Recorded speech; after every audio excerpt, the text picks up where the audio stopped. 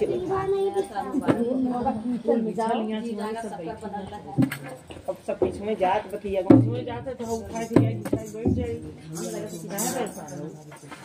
मैया का मंदिर बीच बाजार दर्शन किया मैंने कई बार। मैया का मंदिर बीच बाजार दर्शन किया मैंने कई बार। मैया का मंदिर बीच बाजार दर्शन किया मैंने कई बार। मैया का मंदिर बीच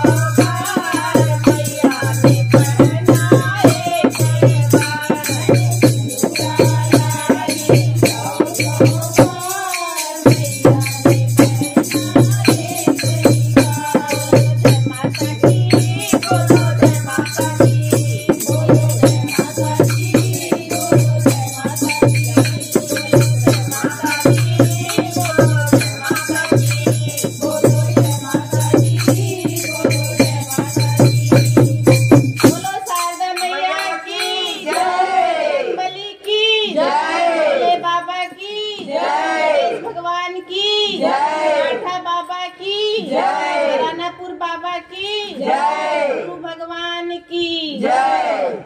सबसे तेज हमारे सुना तो लोग इतने बोले आपका ढेर सुनाते हैं। कहता है नचते बोले बीना के माइक लम्बे बीना कर माइक लम्बे